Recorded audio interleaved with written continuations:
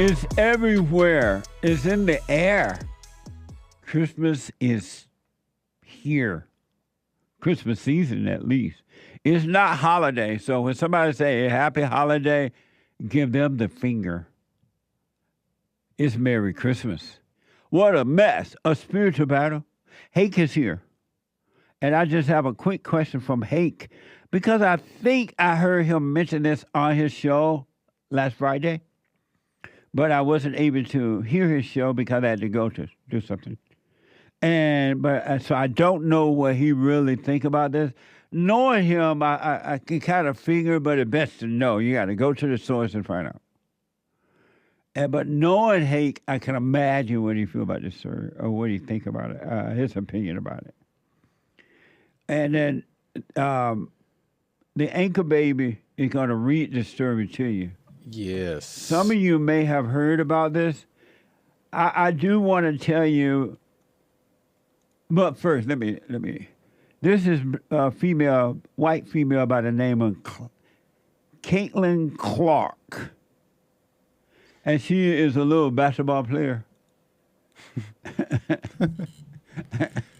And it's real tall, and a better basketball player than the black girls. Black girls who consider suicide when the rainbow wasn't enough. But no, she's a better basketball player than the white girls who play basketball. And the black girls. And the black girls don't like her. Ever since this woman been playing, they've been having a nigga rah-rah fit. Nigga rah-rah. You know, right, nigga rah-rah? Close enough. Oh, okay. Fit. And so it sounds like the pressure has gotten to Caitlin Clark. And now Caitlin Clark is proven that she's a beta. Beta! Beta. Caitlin Clark is a beta female. Beta! She's caved into the pressure of evil. And some of you might not have heard about this story, but it's very interesting. So, Nick, read the X words from it. Report from it. This post is actually Caitlin Clark winning. She received Time Athlete of the Year. And this is the magazine cover. This is a quote from Caitlin Clark from X, and it reads, "I want to say I've earned every single thing, but as a white person, there is privilege. A lot of these players in the league that have been really good have been black players. This league has kind of been built on them. The more we can appreciate that, highlight that, talk about that, and then continue to have brands and companies invest in those players that have made this league incredible, I think it's very important. I have to continue to try to change that." So that's what she said upon receiving Time Athlete of the Year. Amazing. And then we have a clip where she doubles down, apparently. So that's her on the picture there, right? Oh, yeah, that's her. Caitlin Clark, Time Magazine's Athlete of the Year. And here is a sound. She doubled down in an interview saying she's playing. She's speaking for her truth. She's speaking for her truth. Watch this from X. Yeah, your announcement for Athlete of the Year, like tremendous, incredible positive feedback. That's what we've seen across the board. There's always going to be some negativity. And I feel like you have had to answer more questions than anybody about the intersectionality of race and gender and sexuality in sport because of just who you are, and you represent the growth of this thing. And even earlier today, Megyn Kelly, she was saying that you were apologizing for your white privilege and the fact that you wanted to uplift black female athletes and make sure that they were getting the shine, kind of like your pioneers were getting the shine that they deserved. And I just want to know how you feel or how you respond to some of those criticisms when you have to deal with something that it's really not your problem. Like, I feel like it's them looking in a mirror a little bit, Yeah. but it still comes down on your shoulders. I feel like I always have had really good perspective on everything that's kind of happened in my life, whether that's been good, whether that's been bad. And then obviously coming to the WNBA, like I've said, I feel like I've earned every single thing that's happened to me over the course of my career. But also, I grew up a fan of this league from a very young age. Like, my favorite player was Maya Moore. Like, I know what this league was about.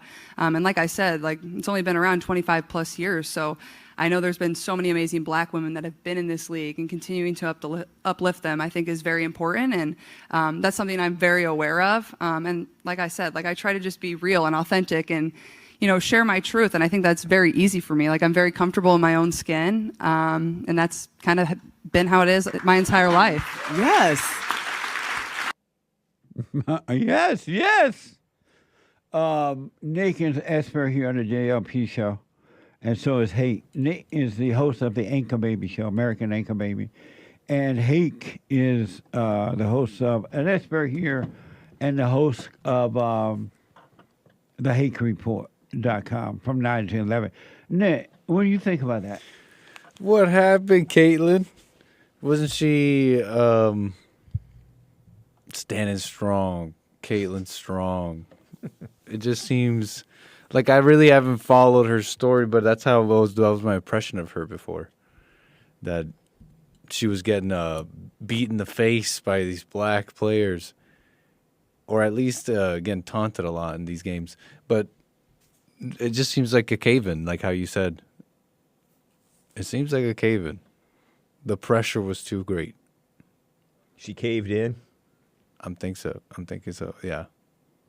What do you think about what she said right now? I doubt that she's that comfortable in her skin. She was leaning over like Doug was leaning over on the podium when he was preaching for Jesse for the first half hour of church yesterday. Yeah. She was like hunching. She had a little bit of that tall girl hunch. You know how people who are tall, they're insecure. Oh, So yeah. they kind of hunch down. Oh, that's a good point. And by the way, very scooping neckline on that dress, Caitlin Clark. It was stomach turning, really.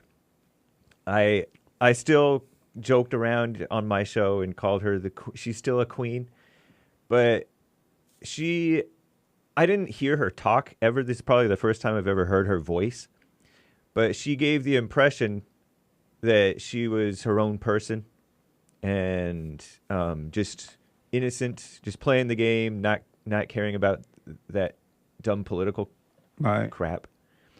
But now she just sounds like everybody else. I still cut her slack. She's 22 years old, and she's in that world, and she seems to have rationalized. In my mind, I picture her rationalizing, well, her favorite athlete was this black girl in the WNBA, but she's not really being reasonable or giving herself the right credit because the WNBA is subsidized majorly. Like, it loses money. And so the men's NBA gives them like $10 billion or something like that, just so that they can have their little league. But she's the first one actually bringing money in and bringing fans in to watch. And now she's kissing up. So it's lame. Amazing. Yeah. But I don't know if it's pressure or if she's just been taught that, but those don't sound like her words. Talking about my truth and What truth? amazing black women. What these people be saying their truth? What truth are they talking about? Women love to say their truth. Yeah, They ain't got no truth. I know. They got nothing but lies. Indeed. Including beautiful Caitlyn. They should be saying their lies. Right. They ain't got no truth. Anything on it? No. I concur. I think that I know that Caitlin Clark's white card need to be taken away from her. They need to take it away now. She has caved into the pressure of the blacks. She is now a beta. She's a coward. And it's pitiful because that's what white people have done for the last 70 years.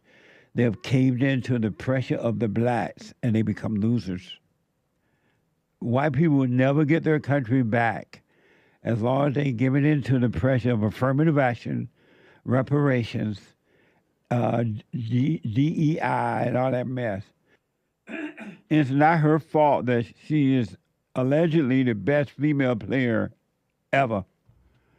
And if the other black women can't live up to that, that's their fault. It's not her fault. It's not her problem. It's not even her concern. And for her to sit there, oh, my truth, she ain't got no truth. And then the other black woman was the intersection of racism, Sexuality, racism. gender. What's that mean? Intersection, what does that mean? It's just liberal buzzwords. I don't even think that she knows what she's talking about. So nobody know what they mean when they say intersection? When they say So intersection, I have no clue. they're talking It sounds like like Spring Hill Road just came together with Hurstboro Road. Okay, so if you're black, that's one victim group. If you're a woman, that's a second victim group. So you're double victim. That's an intersection of two victims in one person. And if you're a lesbian, which many in the WNBA are, I heard, then you're a triple victim because you're LGBT, a woman, and a black. And so you have 3 times the anger of a regular woman or a regular black or a regular gay. I just think for Caitlyn to cower down like this now, it's really sad. It's evil. It's sad. And it's another example that human beings are not supposed to have fear. It's abnormal. Fear did not come from God. It came from Satan. And anyone who's have fear, Satan is their God. I don't care how they read the Bible, how they quote the Bible. Satan is their God. This woman, this female, Caitlin Clark, is showing fear now. And the blacks should be ashamed is that they need the whole world to feel sorry for them, to treat them as though they're victims. And if anyone comes along, whatever color he or she may be, and they perform better than the blacks, they got to say that I'm not really me. It's not me. So that the black can feel better about not being the best. It doesn't make the blacks the best just because Caitlin Clark and others cower down to them. It's not making the blacks the best. And if they love the blacks, they would not do this. They would just be their best and let, like they used to do in the good old days, and let the black people work themselves up to whatever they want to be. This is so, it's almost sad. If I was an emotional person, I'd be in tears right now. Me too. Not only for her, but for the blacks too. This is why blacks are no good in America. They're not innovative. They're not motivated. They don't have any major ideas. They don't make America better at all. They never add to it. Even in the movies now, the movies are only remakes of white people movies. They're just remakes. And they put blacks in the movie to remake a white person's movie. Blacks are not even creative anymore. It's just pure evil. It's also a lesson not to look up to celebrities, because you know how young people will hear everybody, all these authoritative celebrities saying the same thing, and the mainstream media saying the same thing, and the academics and politicians. To think for yourself and not believe some stupid comment from something that didn't even sound like from her. She didn't sound like herself. Not at all. Because at one time she was trying to stand strong. They were throwing the ball at her. They didn't like her. Those black females were having a fit. A white person stepped up to the plate and showed that they can play better than them. And they were throwing the ball at her. They hated her. And now she's caved in. Yeah. I wonder why her father, does he have a daddy that's supposed to who taught her how to play? Something like that. Yeah, I don't know what he's like. I don't know their background. But he let her play with the boys because they didn't have a little girls team. Right. So she played with boys. And that's why she became so good at playing. The white people, y'all need to take Caitlin Clark white card back. Take it back. She's black on the inside now. That's for sure. She is sad and pathetic. That's evil. That ain't love. Caitlin, you are not showing love to the white people. To the black people. Black people need love. They need somebody to love them enough, not to hate them, but to tell them the truth. Part of why she's so liked is that she's just doing it. Right. She's not showy. She's just doing her thing. She's not talking, loudmouth and all that. Well, she is now. Yep. And watch now, the black people going to love her. They hated her at first. They were throwing the ball at her. They hated her. They'll use her against the whites. And then now they're going to love her. That's what that black woman who was interviewing her said. Oh, these people upset about her talking about white privilege, they need to look in the mirror. And there's no such thing as white privilege. It's white people earning their way. Remember, in America, you used to have to earn your way? It was based on the best qualified person, man or woman. This is sad almost. It's like she's been defeated. Yeah, it's a shame. She's been defeated. She looked defeated now. And phony. She's giving it to the pressure. She looked defeated. All hunched over on the arm of that chair. She's been damaged. I've been damaged. Sincerely damaged. But I'm all right now. Is she all right being damaged? She can recover. I believe in her still. She ain't going to be able to recover. She's going to be afraid because if she recovers, the black people are really going to let her have it. And white people cannot handle the wrath of black people. They cannot handle it. The men and women cannot handle the wrath of black people. In the same way, the children and the husband cannot handle the wrath of a black woman. Oh, my God. That's evil. It's just terrible. Joelle said she went to college. He said, that's why I have. She went to college. He may be onto something. Yeah. That did sound like college talk. It did. She speaks fluent liberalese, but it doesn't really come out of her mouth naturally. And that black woman that was interviewing her is pitiful. Pitiful. Remember we discussed pitiful being pitiful in fellowship once? You don't remember that? Not offhand. Amazing. You remember that, Anchor Baby? Barely. Pitiful. My trainer tell me all the time, he's pitiful. I'm like, what's wrong with you? I'm pitiful. I just don't know what to say about the white people. And then the whites who do stand up, they're called skinheads and white supremacists and yeah, I remember when Taylor Swift used to be quiet and classy. Yeah. Nobody knew her politics, and that's what people loved about her. And then she came out for abortion and the gays and women and all kinds of stuff and her Tennessee values. And now everybody goes, Taylor Swift, who? Right. Just nasty. And it was my conspiracy theory is because the whites really called her like an Aryan goddess, and they were putting up memes of her with Hitler quotes and stuff like that. And so maybe she was getting all this backlash just for being quiet. Caitlin Clark getting backlash just for being quiet and classy. Because I remember Caitlin Clark didn't go on The View. She's like, I'm not a fan. With the cackling hens on The View. Oh, yeah. Well, I don't know what happened to her, but I know she's defeated. Yeah. She's displayed defeat. And it's sad. She's given into evil.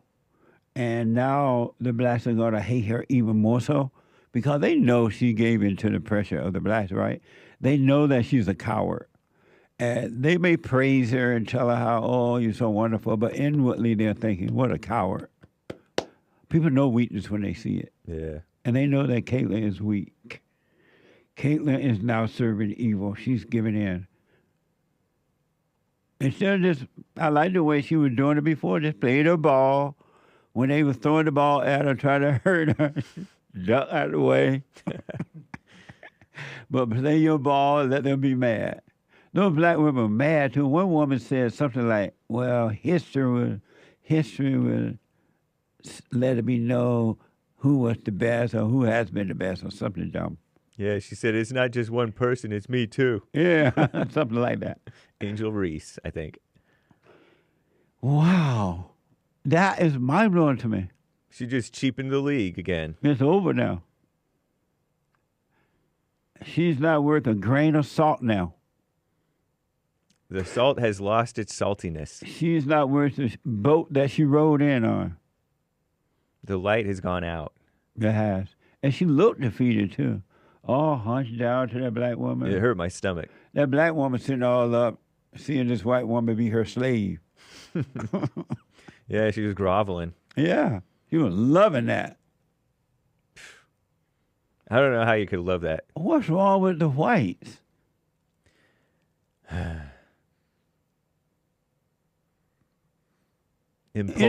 Impulsive people pleasing, maybe. What a mess. White people used to not be that way at one time. I remember when white people were strong, and as a result, we had a strong America. Before women's basketball. We need to get rid of that then. If you're busy selling fentanyl, buying fentanyl, overcoming fentanyl, or smuggling human beings and selling them, or buying human beings, or accusing white boys of raping you and then come back later saying you're lying after being accused of killing your boyfriend.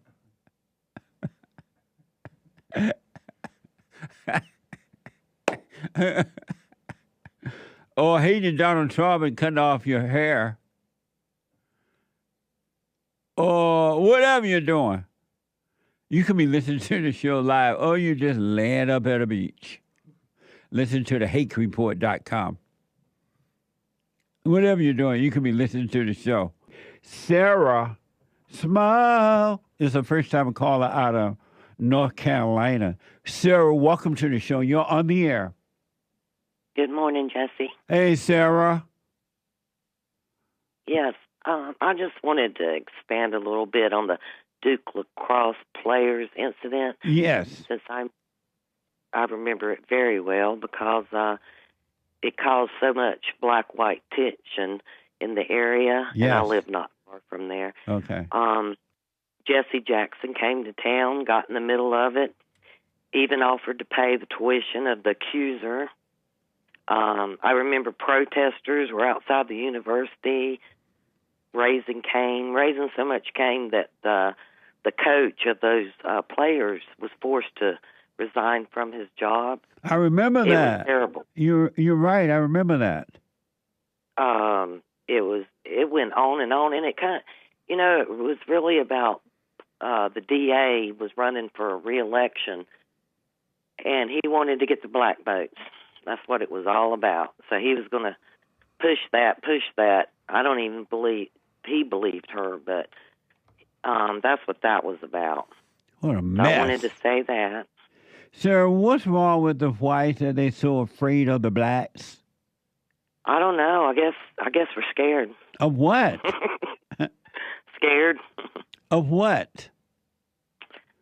Well, we've seen some things around here. We don't want to get hurt physically. Oh, okay. So that's one thing. So we kind of try to just stay quiet, mind our business.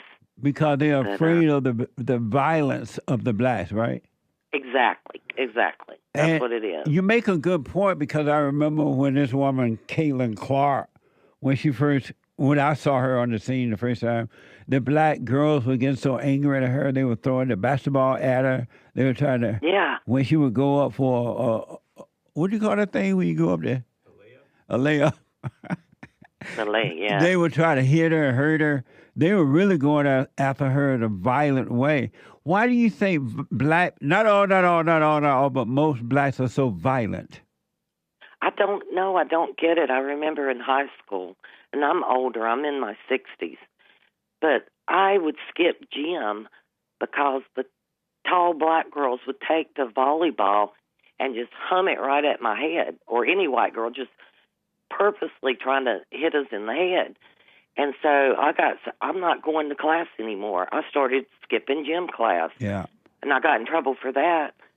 And the gym teacher found me one day and said, "Why are you skipping class?" I told her. I said, "I'm tired of getting hit in the head with the volleyball." And you know what she said? "Oh, I understand." And nothing was done. Yeah. Like, the teacher was scared of the... And some of these kids were like, they were much older than us. They had, Amazing. failed class several times. But I remember when I went up to Indiana once, and I went to school up there for a year at Edison High School.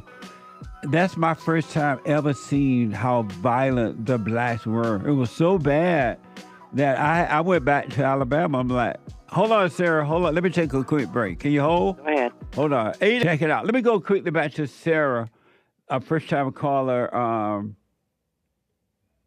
of North Carolina, talking about the violence of the blacks. Not all, but most. Sarah. Hey, Sarah?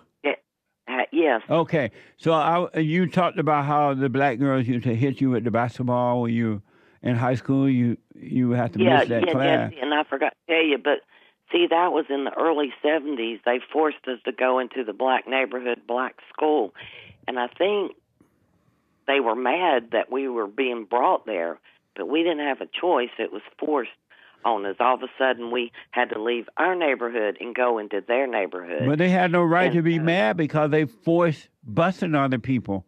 They wanted to go into the white school. They wanted to make the whites go into their school. Why would they be mad at you about that? That's not your problem. They didn't want us there. That's all I know. So me and my friends, we skipped class every single day in that gym class so that we wouldn't get knocked in the head with the ball. And the teachers were afraid of them because the teachers, when we told them, they said, "Oh," but nothing was done. So we just would skip the whole year of gym class. Wow. Nothing was done. I remember when I grew up down in Alabama, but I went to Indiana to see my parents sometimes, and I went to school there for a little bit. And I went to a school, and it was the violence that came from the blacks toward the whites was mind-blowing to me. I had never seen that much violence from a group of people. And I, too, was afraid of the blacks. So I went back to Alabama because I could not handle or didn't want to deal. They were fighting on the bus, the school bus. Right. They were fighting in the classroom. They were fighting everywhere. And a lot of white people packed up their bags and they left Gary, Indiana, and went somewhere else, that area there. And it's horrible that America has allowed the blacks to be so violent because it's only gotten worse. It has not gotten better. You would think it would, by now it would be better, but you're right, it's not better. It can't get better we because couldn't move, Jesse. What? I came from a pretty poor family. There's 12 kids. We didn't have the luxury of just packing up, moving anywhere. We were stuck. But anyway, so there's no, the white privilege thing as far as Caitlin Clark. Maybe she has it, but I she sure doesn't didn't. have it. She's lying. She's trying to appease the blacks, too. We never had a white privilege. We were poor white kids. There's no such thing as white privilege. I don't think so. It's just made up, Sarah. I remember I had a white friend in high school up there in Gary because I was afraid of the blacks. I had one or two black friends that lived in the neighborhood, but I was afraid of the black. But so I had white friends, and I had a really good white friend. And when the first black mayor happened in Indiana while I was there, and the very next day, all hell broke out. The blacks started attacking the white. My friend family packed up and they moved, looked like overnight. I never seen them again. For night. We didn't even get a chance to say goodbye. They were gone. They were out of there. I wish we could have got the blank out of there too, but it didn't happen. What do you think about Caitlin Clark caving into this phony idea of white privilege in order to appease the blacks? Well, she kind of makes me sick because she's out there publicly, has a platform, and for her to do that, it kind of makes me sick because she. I don't know why. I mean, I heard her say something about the white privilege. I don't know where that comes from. It's made up by the blacks and liberal whites. I wish I had some white privilege. What a mess. I wish I had a card I could pull out and go, excuse me, here's my card. But that's not going to happen. Then, go ahead. I also wanted to say something before I forget about Brandy. I need to tell Brandy that she can teach her child better than any public school. I know. Oh, Brandy from Hawaii. Yeah. Yeah, I homeschooled my son. It was almost 30 years ago. He has dyslexia and speech problems, and it was the best decision I ever made. Yeah. I am so glad that I pulled him, and she can do it too. Yeah, I had to take a part-time job and work at night, but whatever it takes, definitely. Whatever it takes to educate your own child or children, that's what you have to do. Yeah. I saw what was happening to my son in school, and he was starting, he would come home crying and, I'm getting picked on because he did have a speech problem, you know. Yeah. And the kids were making fun of him, and he wasn't learning anything in there anyway. Right. And I think I can do this. I talked to some people, and they're like, yeah, you can do it. Absolutely. Amazing. Well, I hope Brandy is listening from Hawaii. Let me ask, so this apology that this female made out of Duke lacrosse female accuser, should the people accept it or not? Should the Duke lacrosse people accept it? It's a little too late. Do you think she mean it? Too late for that. You think she's really sorry? All the hell she caused, back in the day. Yeah. I mean, if she sincerely means it, I guess, good for her. But what all she caused back then, I haven't forgot it. A lot of people haven't forgot what she caused.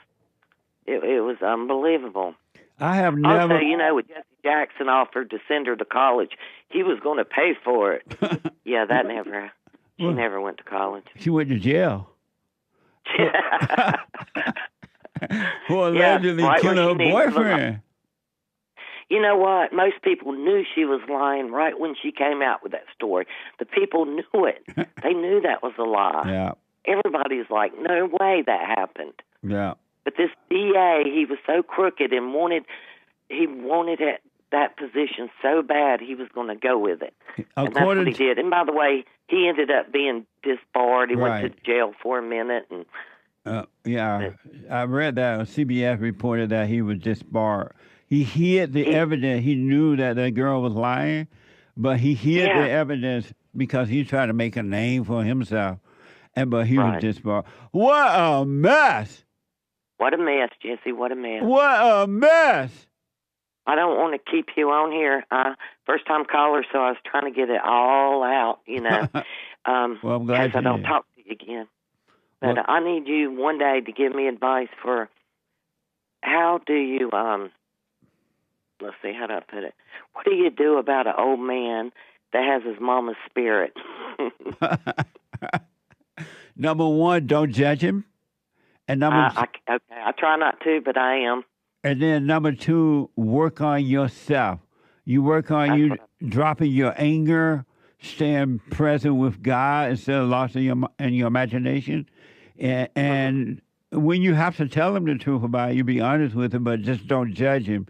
And I promise you, you will have an amazing life in spite of his weakness, because it is an abomination against God for a man to be weak and has a family. His wife and children need him to lead the way because of the order of God. But his mother has screwed him up. What if it's too late, Jesse? I'm sorry? What if it's too late for him to, lead the way and all that? Oh, is he dead? No. No, not yet. Well, if he's not dead, it's not too late as long as you're alive. Okay. Are you working on you? Yes, sir. Have you forgiven your mother? Thanks to you, I am. You forgiven your mother? Yeah, they did. They did. But yeah, just realize your mother, couldn't help herself. And you continue to work on you. And when your husband is being weak, just say, you know what, honey, you need to be strong. You need to be the light. But don't judge him for it. Don't badger him about it. But just remind him once in a while he needs to drop his anger. And if I say that, he'll probably get mad. He has a lot of anger in him. And does it bother you if he get mad? If he gets mad at me? Right. Yeah, his anger comes out. But he can't help the anger because men who have anger are just like a woman. They're acting like their mothers. And so he can't help it. He's become like his mother. You still forgive him. He can't help it. I'm going to try. I'm going to keep trying. Thank you so much. And do the silent prayer. Stay with that and remember to stay present. I will. Thank you so much, Jesse. You're welcome, Sarah. Call me again. Yeah. All right. Bye-bye. Bye. Amazing. We're going to do some super chat. Super. Super chats. But first, I want to tell you this. This is the white privilege card. Remember I said Caitlyn Jenner's card should be taken away from her? I got it. Caitlyn Clark. Oh, what did I say? Well, Jenner, too, yeah. You said Bruce Jenner's live name. Oh. Caitlyn Clark, white privilege card should be taken away from her. I got it. She is no longer a member of the white club. No more privilege. She could go on over to the black and be unprivileged. Just privilege. Amazing. What a sad commentary that girl has done that. I guess, how is she, 21? 22. Maybe her father should have protected her or something. Maybe it's just too much for her out there on that court, knowing those black people don't knock her down with the ball. Yeah, plus being in the WNBA, And that's just And there's no telling how they treated her behind the scene. We don't know. Yeah. The culture of the WNBA is ridiculous. That's the attitude of the women. Mm-hmm. It's very intersectional. So, my friend Roseanne Barr invited me over last week, and before I went over, she texted me and was like, Jesse, what type of pie you like? Because she sent me a picture of an apple pie and a different pie. She's like, what type you like? And I was like, I like sweet potato pies. She said, all right, I'm going to make you a sweet potato pie. So Nick and I went to Anchor Baby because we both appeared on her show. It's going to air this Thursday. The Anchor Baby was a guest on the Roseanne Barr show as well. And she made 3 sweet potato pies. And oh my God. I'm like, you a Jew. How you know how to make sweet potato pies? She said, I used to hang out with black people. And so we have a picture of the sweet potato pie right there. Look at that. It's gone. Isn't that beautiful? Homemade by Roseanne Barr herself. Look at that. And so I brought one of them to the office. Look, it's gone. That's what Hake kept right in the middle. No. And they used to pray for that sweet potato pie in the mold. It's gone. This pie was made by Roseanne Barr. Her own hands. And so I got a text yesterday. She told me she's making some more different kind of pie. I forgot what kind she said. Let me see.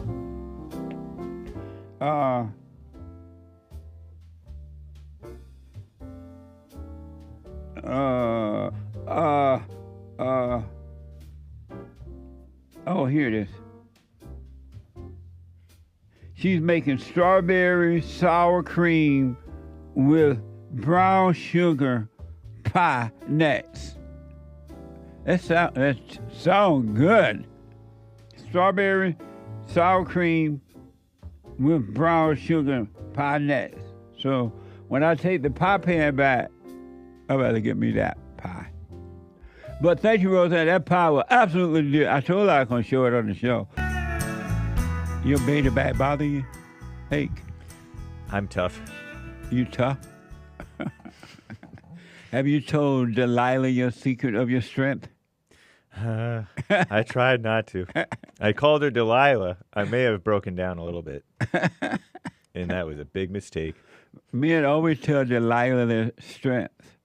And she always end up telling the Philistine. Yeah, the Philistines. And Philistine.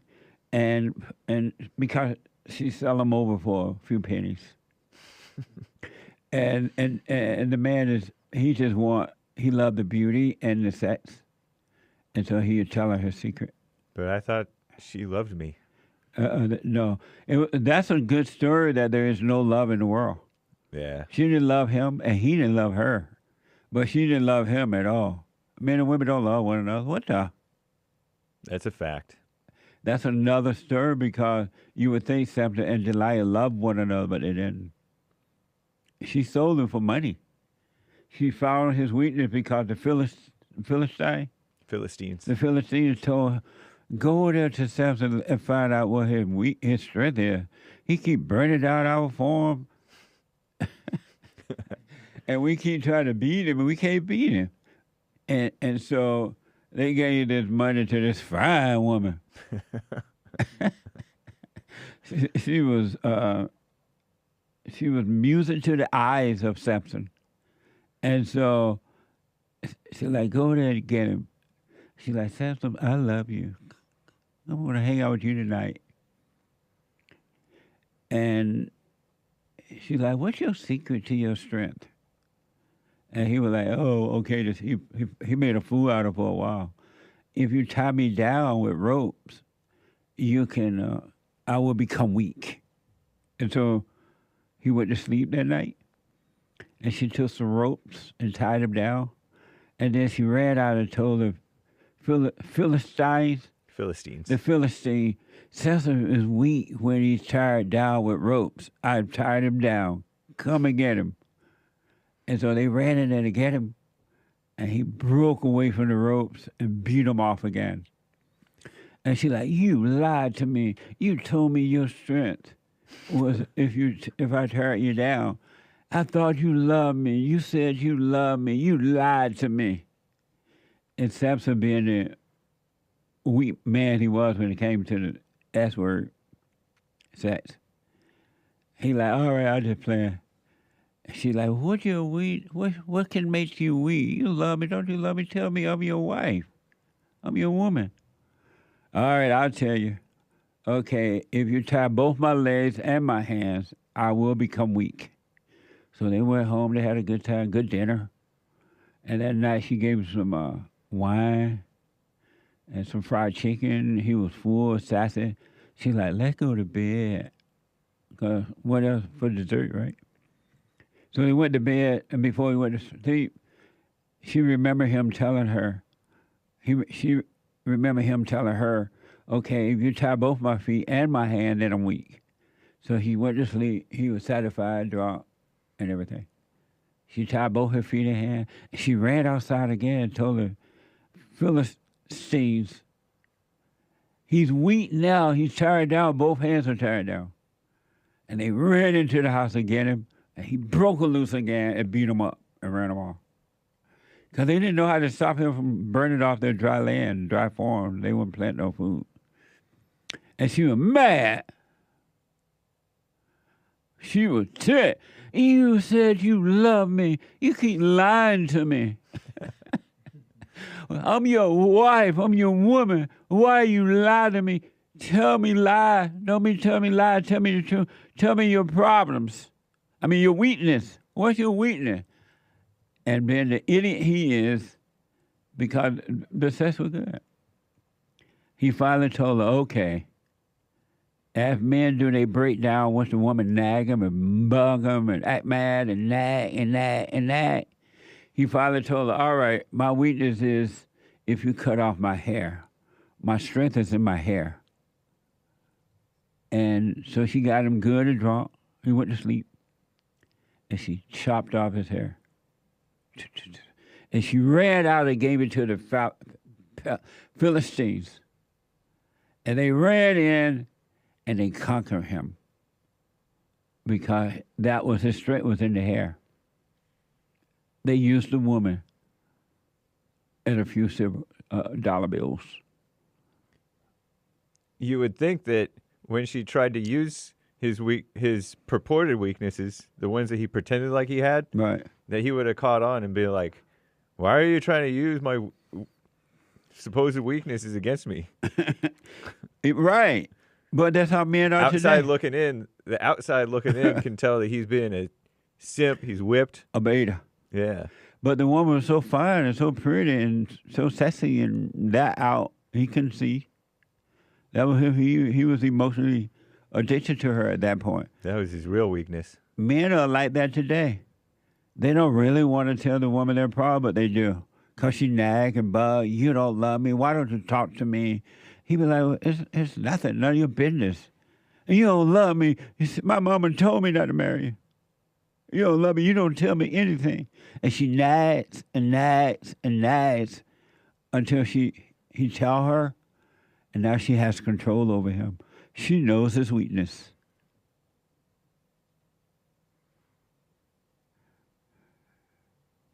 And my producer said, I don't understand how he didn't see she was setting him up. In the same way, no men see it when they see a pretty woman or the kind of woman they like. And once they have that thing done with her, it's over. They don't see. And you're like, why are you letting this woman beat you up?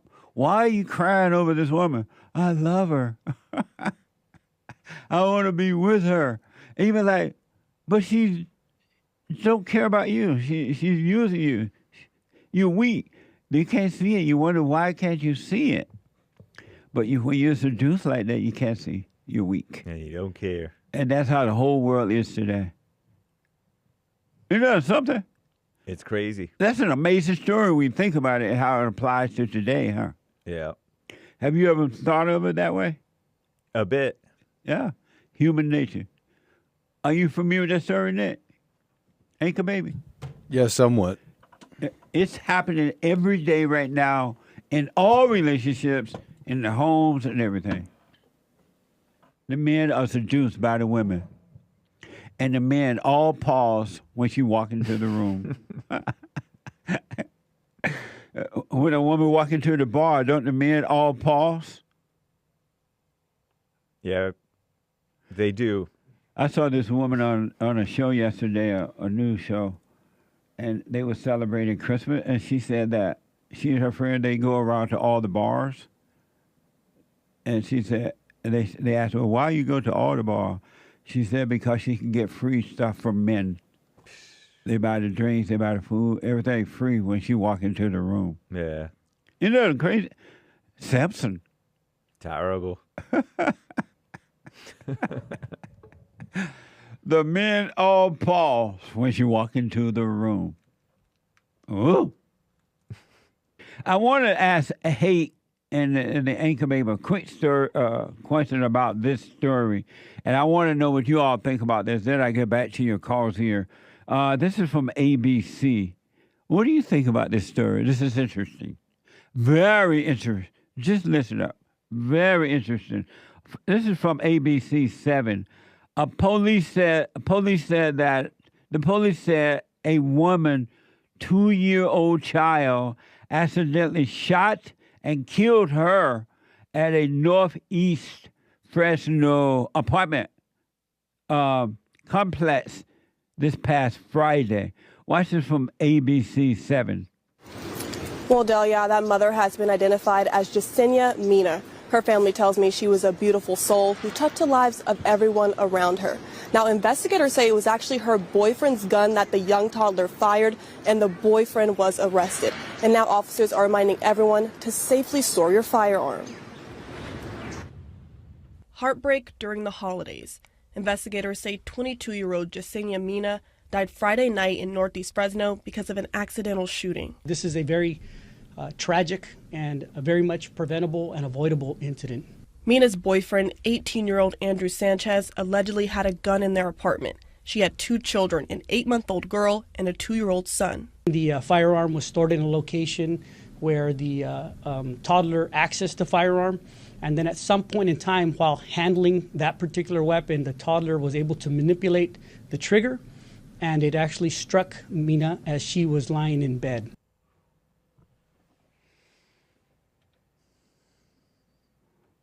And here's a statement from the woman's sister and thoughts from a so-called legal analyst from ABC 7. Mina's sister telling Action News in a statement in part, quote, "She was in the process of going back to cosmetology school and finishing her career. She was loving, caring, and always gave selflessly away whenever she had the opportunity. Now because of her boyfriend's carelessness, his arrogance, his irresponsibility, and neglecting the request of my sister's wishes of never having a gun in her house, she's gone forever," end quote. Police say Sanchez was arrested for negligent storage of a firearm and felony child endangerment, but he has since bailed out, adding he has no criminal history.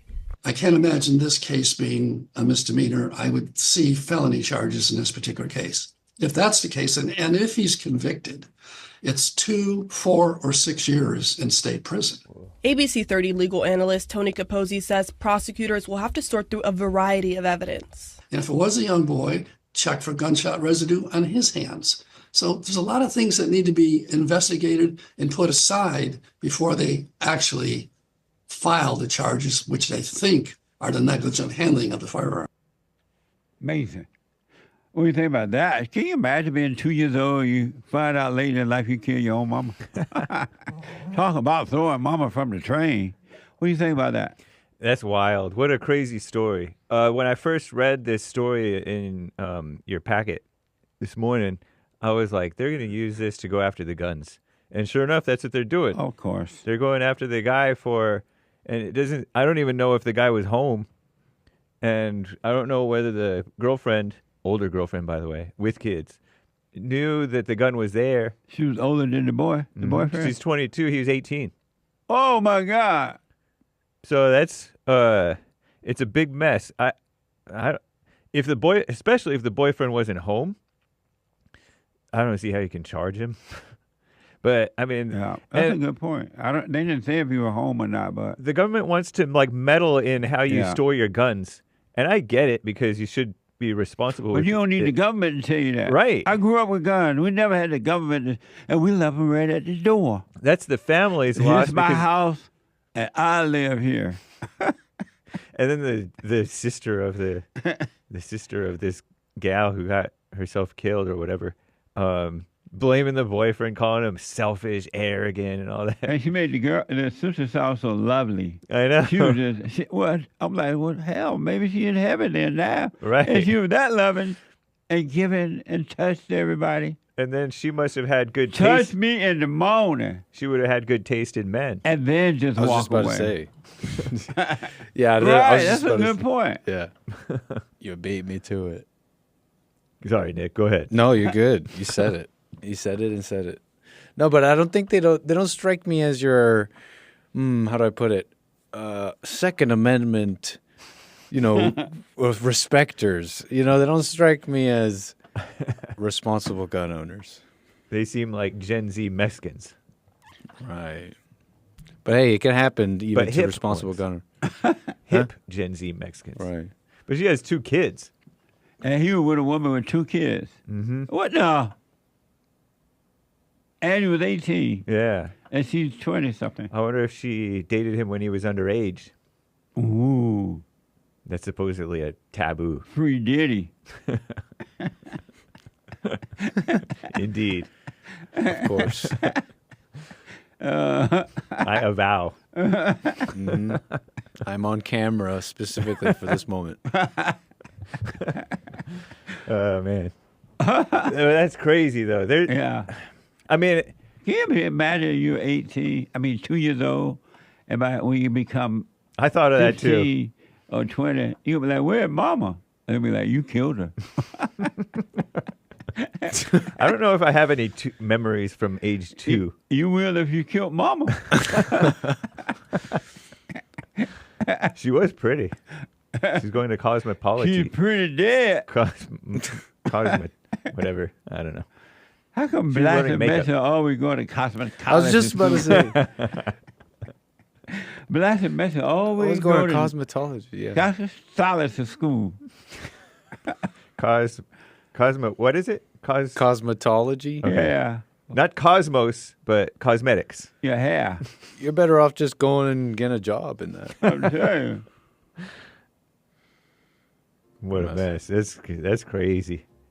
And he could catch the guy's pushing for her to get that lawyer guy, whoever that was, pushing for him to get like 4 to 6 years in prison. Why don't they just put the gun in jail? It's one of those things where it's like It's a freak accident. I mean, it I was was just about to say. Oh, irresponsible. Right, for a 2-year-old. Jared, I'm not gonna say that. That's not. You have no idea. You can't say that. What's Jared saying this? He's just making us up in his head. Oh, yeah. I mean, they do have to confirm that it was the 2-year-old. Right. If this story is true, right? Yeah. He said maybe, He wants but to you get can't into even say maybe. Derek speculates. Right. She should have fixed his hair, though, because his hair was like he cut his bangs like perfectly straight. The and all boyfriend? short. Yeah. That's the a boyfriend. cosmetology cut. Oh, what Oh. the? We're in a break. Treasure chest is open on D Live. Your treasure chest is not open on D-Line. Can you put the boy in jail, the little 2-year-old? Back in a moment. Larry out of Indiana been waiting a long time. Larry, welcome to the show. You're on the air. Hey, how you doing, buddy? All is well. Free Diddy, am I right? Free Diddy.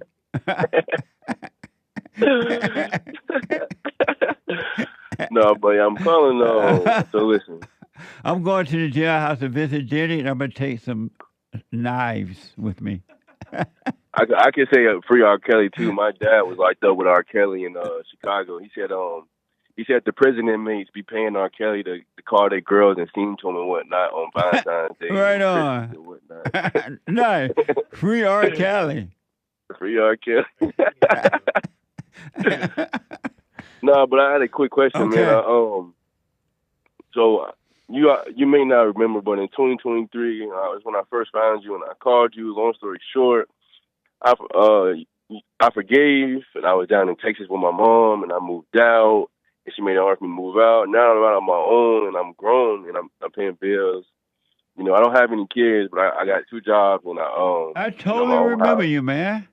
Yeah, heck yeah, man. My mom put the plates off my car. You remember that? Right.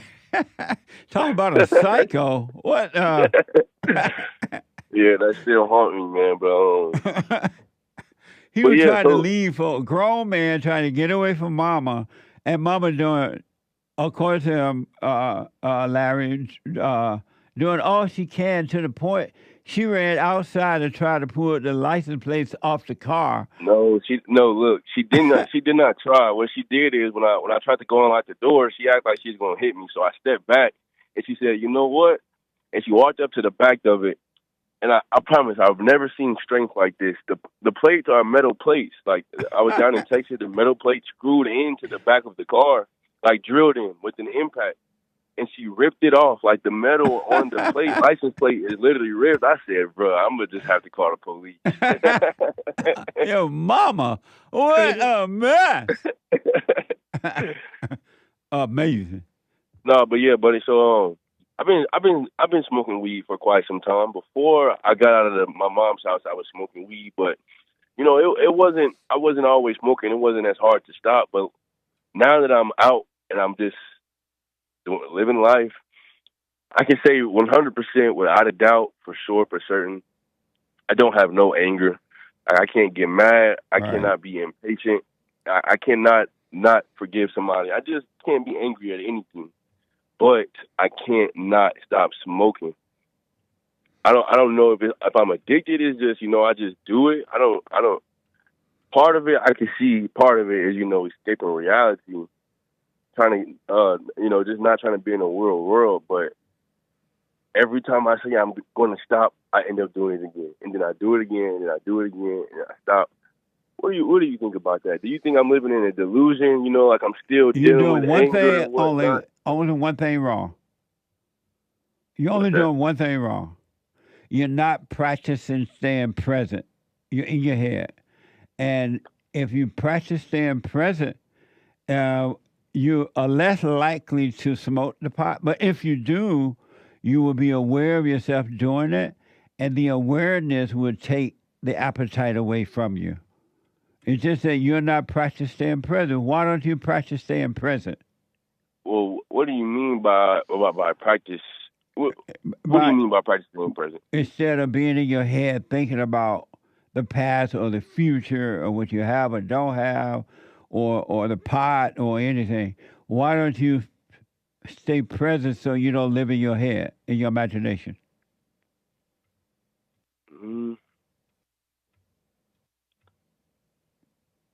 I'm really not sure. I see what you're saying because I have noticed lately. I have been more in my imagination, like thinking about the past, the future. I know it. That's why you're having a problem with the weed, is because you're using the weed to get a false sense of comfort. And the reason you need the false sense of comfort, you're unconscious.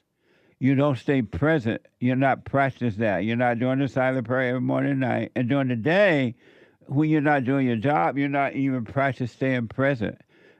You're still in your head. And why is that? I don't know. I really don't know. I mean, maybe I'm not sure. I'm really not sure because when I'm working and when I'm busy, it doesn't even cross my mind. I don't even think about it. Yeah. But some days, like I call off just to go. Like I call off, I say I'm gonna go home, and today I'm just going to just go home and just take a nap. And this would be early in the morning, and I call off my job that's meant for the night, and then it'll get to that time, and I go home, smoke some weed, and then I don't even go to sleep. I end up doing something totally different, and then 6 o'clock, 7 o'clock, 8 o'clock, 9 o'clock, 10 o'clock. Now it's 12 a.m. and I didn't take the nap. I'm high on weed, and I really don't know why I don't stay present. You're not even practicing staying present. That's why you don't stay present. You escape into your imagination too long. Too much. The weed is not the problem at all. It's your lack of consciousness that is the problem. So next time you smoke the weed, try not to, but let's say you find yourself doing it. Be aware of yourself reaching for it. Be aware of the thoughts telling you that you want it, because the thoughts they have you trained now to feel a certain way and do them at a certain time now. And so notice that and then watch it and try not to go with the thought, but let it pass. But let's say you do.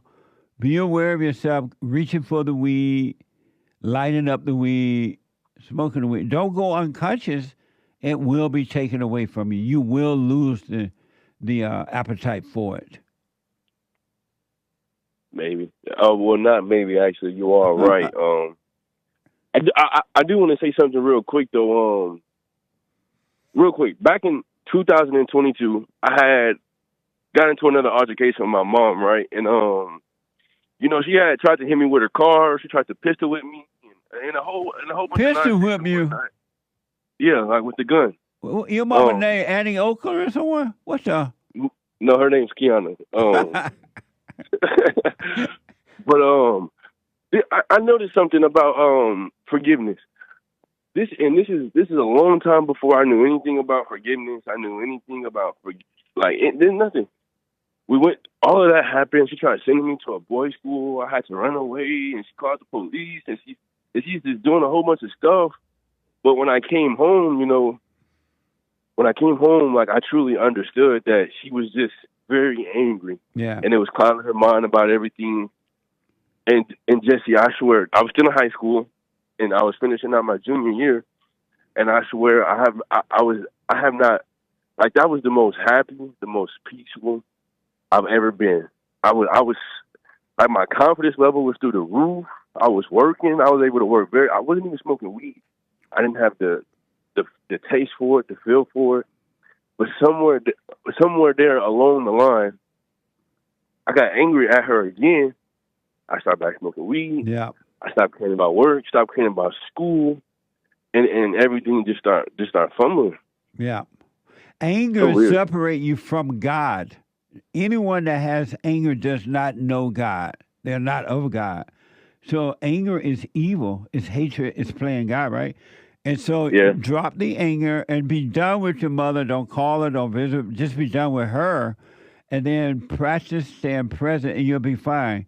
And don't condemn yourself at all. Don't judge yourself about the weed at all. About the weed, yeah. I try to stay away from that because I Yeah. understand it's not me that actually has the craving for it. Right. That's right. And so if you don't, because when you say, I have a craving or I am addicted, all you're doing is identify with another false identity because it's not you at all. Yeah. It's not you. Are you doing the silent prayer every morning and night? Yeah, I'm doing it every morning, every night. But this is when I don't do it. When I don't do it is when I smoke. So and even sometimes when I smoke though, I'll do it. But the only time I forget to do it is if I smoke. Like if I smoke for 2 weeks straight, and I'm smoking every morning, every night, I'll forget to do it. But if I stop smoking for that 2 weeks and I don't smoke for another 2 weeks, like I don't forget. It's like you said, once you return to the light, like you can never go back. Right. Like your mind, I can never go back. Well, here's what I recommend because of time, and I want you Yep. to let me know how this go, all right? I got you. Stop judging yourself about it because there is no you to judge. Notice that you're doing it because you believe the thought.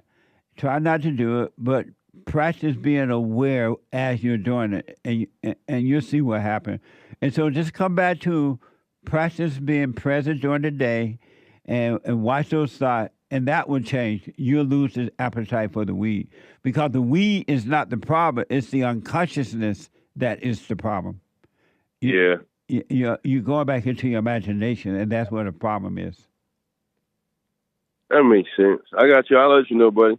Okay, so don't let the devil tell you, oh, you're a drug addict, I mean a weed head or whatever it tell you, right?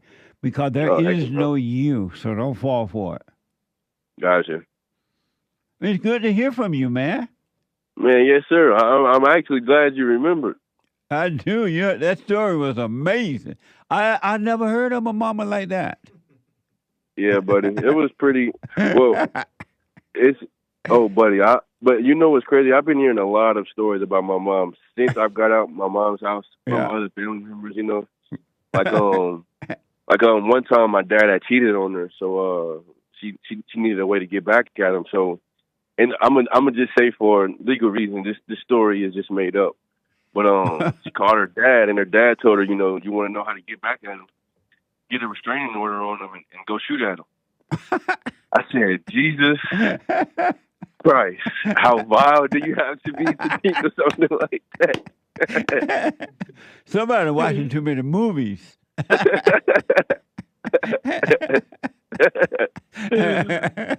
Oh, Jesus. I said, jeez. That's crazy. Her dad allegedly told her to do that. That's crazy. No, yeah, but I mean, yeah, buddy, I got guns now and whatnot because earlier in the year, you know, after all that happened and me and my mom first started back talking, you know, she was threatening to have people come to my house. And wow. There's a whole bunch of nonsense. Why do you even bother talking to her? I don't even know how we got back, but recently I've been talking to her because Thanksgiving was coming, so I was like, you know, I just had to be cool with her up until Thanksgiving because, buddy, I had last year I was at my girls' Thanksgiving and they just can't cook, buddy. The macaroni was all watery and the ham was dry. Jesus. Was she a Mexican or something? No, she's black, but they got they make like the ghetto black food. So I was just like, as evil as my mom is, she can cook. So you know, just try to just stay away from her so you can avoid the tension. Listen, do what you want, of course, but don't let the devil give you a reason to contact your mother. He's sending you back to hell. Don't fall for it. I got you, buddy. All right, man. Let me know how it goes. Merry Christmas. All right, appreciate it. Merry Christmas, man. All right, buddy. Let me go to Curtis out of Georgia. Curtis, welcome to the show. You're on the air. Hey, Jesse, how you doing, man? Merry Christmas to you. Thank you, buddy. Merry Christmas to you. I got a question for you, Jesse. I think I called you about 2 years ago. And the question is, do you see anything that the white people are doing wrong? Yep. I do. What is that? They are allowing the blacks and so-called people of color destroy their country, and they are afraid to speak up to these people and tell them how to eat the cabbage. And as a result of that, we're losing America because the whites have fear. That's what it is. You think that's what it is? Yeah, it is fear. You know, what do you say about that? Let me tell you, I don't think that's true at all, Jesse. I think you're hurting the whites more than you're helping them. Why? Because I look down there in Philadelphia, and all these white people's on drugs and everything. And did you see? I looked on news the other day, and a white kid went in there in 13, some kind of Christian school, and shot the teacher, and also shot a little young kid. The girl, it was reported the girl that did this at the Christian school you talk about? Right. Right. So you never complain about them, and I think you're hurting them. I don't think you like them like you say you like them, but because if you love them, you'll tell them the truth. But what is not true about them? Let me get finished saying what I'm gonna say. All right. If you love them, you'll preach to them just like you preach to the blacks, so they can get right. Because you hurting them. Because you thinking they great, good, when they really not. Not all, not like you say, not all, but most. When did I say that they were good? When did I say that? I'm saying that I think you think they're good because you never. But that's not fair. That's not fair for you to think that that's what I'm thinking when you hear what I'm saying. Well, the conversation that you give, and you know that all thoughts are all lies all the time. But you always criticize the black, but you never criticize the white. You never hear me say that the whites have fear, and as a result, we're losing the country. Yeah, and then it go back to the blacks. You think the blacks taking over? They are. You know what I'm saying? What do you think DEI? What do you think DEI is all about? I don't know nothing about DDI. What is DDI? DEI. It's reparation for the blacks.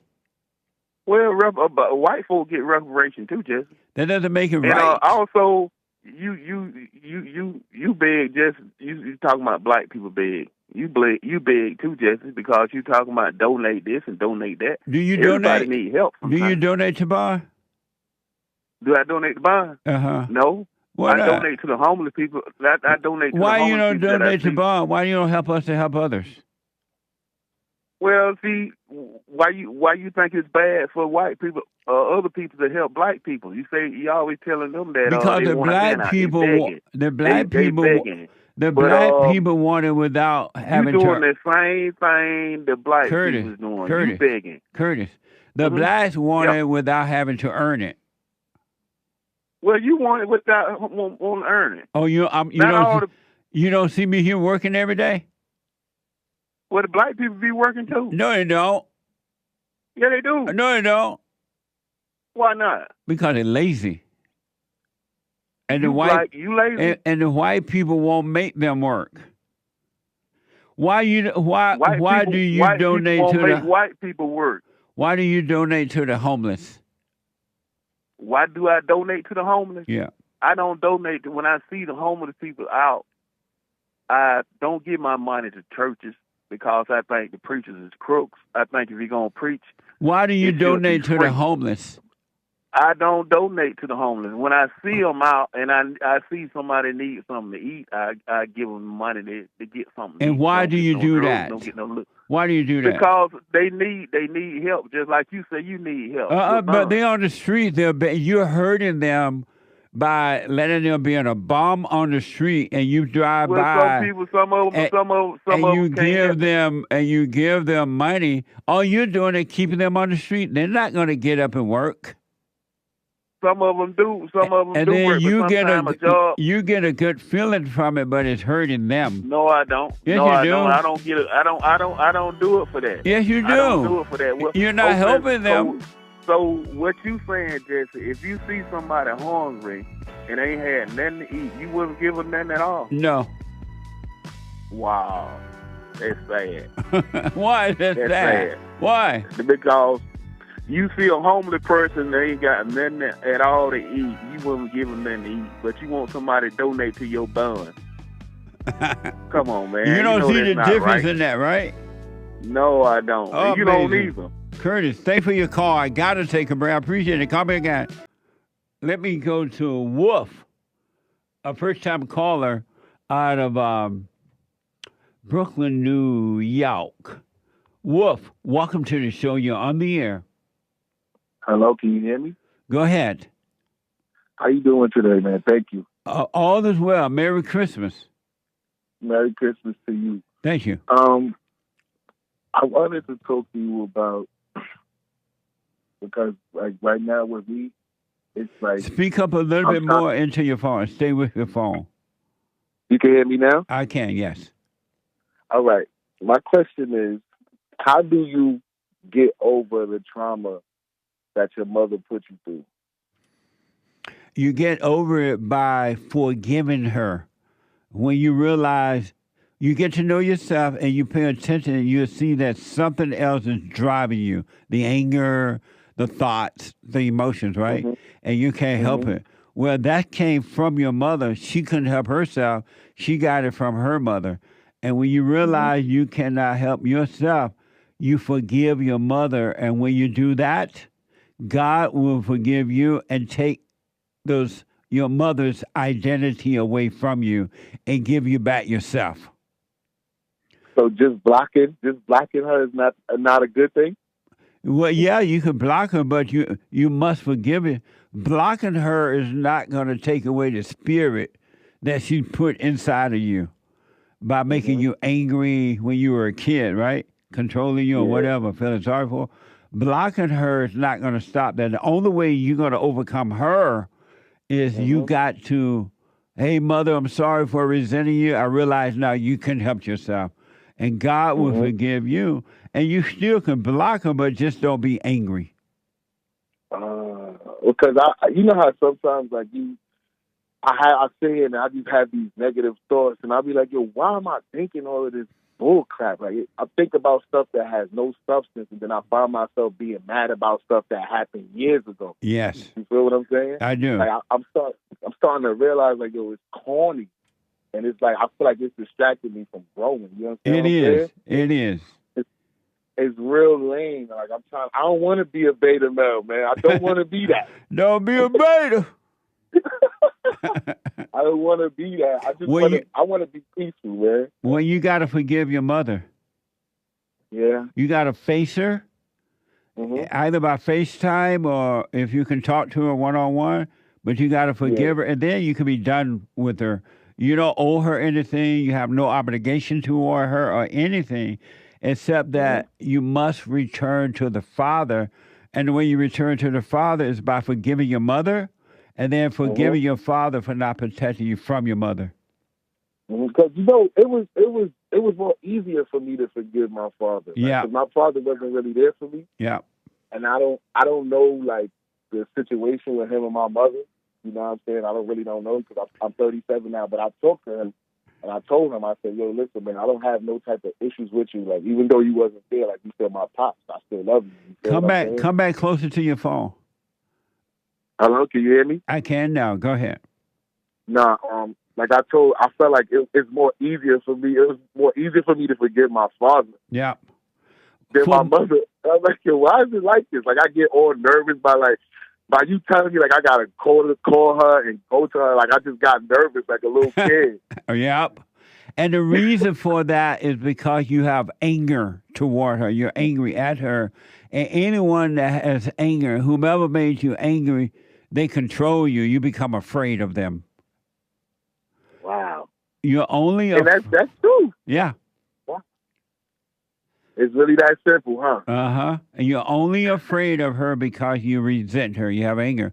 And I promise you, once you forgive her, the anger will disappear and you will not have fear, the spirit of fear. The spirit of anger will be taken away. And as a result, fear will be taken away from you as well. You will have no fear. Mm-hmm. Nah, thank you, man. I'm about to get to it, man, because I don't like feeling like this. Like, I feel like a sucker, you know what I mean? Yeah. Absolutely. I feel like I'm not fully flourishing until I get over this part of my life. You know what I mean? And who are you? Who am I? Yeah. I'm Taiwan. My name is Taiwan, but my friends call me Wolf. Okay, so that's your name. Who are you? I'm a human, right? So you have a body. Who are you? Wow. I really don't know, sir. That's crazy.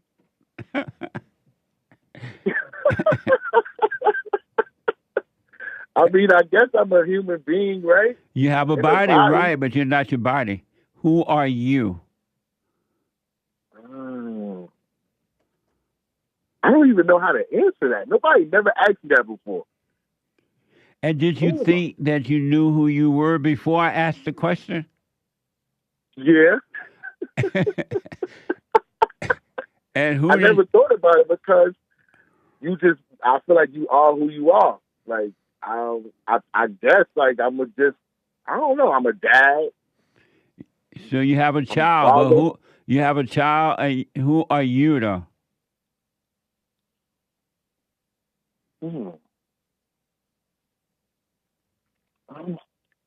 Wow. I've never been stuck before on the question, sir. Well, I want you to smoke on it, and when you and when you realize who you are, let me know. Listen, man, I really gotta come to Cali to come check you, man. I gotta come out there. I definitely want to have a one-on-one conversation with you, man, because you just got my brain just like, what? Who am I? Like, I'm not a human being. Like, I'm a body, right? I guess, right? Yeah, right? And you're not your body.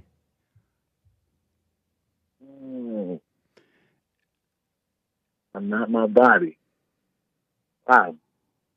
I guess I got to go back on the drawing board there. That's right. And let me know. Are you familiar in doing the silent prayer?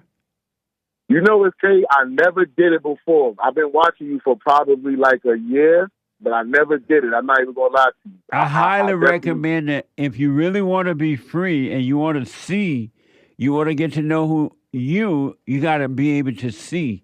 So I highly recommend you start doing the silent prayer. Forgive your mother, face your mother, do the silent prayer, and you will wake up. You'll be able to see, and when you're able to see, you will know who you are. Okay, wow. This has been good. Like this has been a good little 5-minute conversation right here. Right on. You opening me up. Yeah, thank you, man. I appreciate you. You're welcome. And stay with us, stay with us, stay with it, all right? All right. Have a good day. You too, buddy. Amazing. All right. 888-775-3773.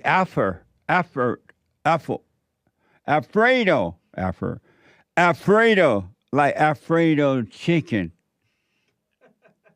Or Alfredo sauce over shrimps. Alfredo, welcome to the show. You're on the air. Hi, Jesse. Thank you for having me. Yes, sir. Just calling to answer the biblical question. Jesus said, I and my Father are one. What does that mean? I think it means that he was possessed by the Father. I know for sure that it doesn't mean that he is God, because I think even we can be one with the Father once we're returned to the Father. So you think he was possessed or obsessed with the Father? Possessed, kind of like we're possessed by Satan. Oh, I see. Before, okay. Yeah. Amazing. Yeah. Very. Hey, Jesse, I just want to come. I would just like to comment real quick that I finally went and forgive my mother after 2 years of doing the silent prayer, and it's awesome. And I was able to really see myself when I did it, how much of a beta I am.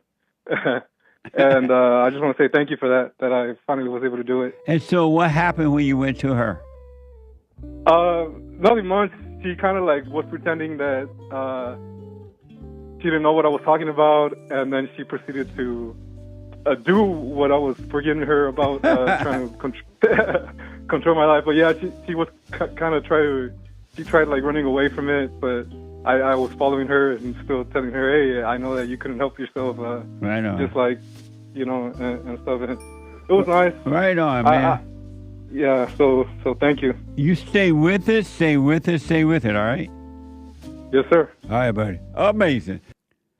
Do what you want, but I suggest men and women, if you want to be free, you must put first things first. Seek first the kingdom of God and his right way, and all will be added. Ain't nothing, that's all you got to do. Everything else is fake, and it's never going to make you have peace. You're never going to be happy. A fake happiness is not happiness. You want the real deal. But you got to put that first. And the hardest thing in the world for most people to do is to put that first. The hardest thing for most people to do is put that first. I tell my staff sometimes, because I'm paying attention, I know they're so unconscious, not even funny at times. So I tell them, okay, when you walk out that door to go through another door, be aware of yourself walking out that door. They're like, okay. And before they can get to the door, they're unconscious. There are people who can't even stay present for 3 minutes. 3 minutes. I'm going to test it right now. So Hake is going to be coming in to do Super Chats in a minute. Hake, I want you to stay encourage you to stay present for 3 minutes. Stay conscious for 3 minutes. So from the time you come into the studio, sit down, and get ready to do the Super Chat, I want you to stay present that whole time, starting now. Tell Hake what I said in case you didn't hear me. He said feel like it's a setup.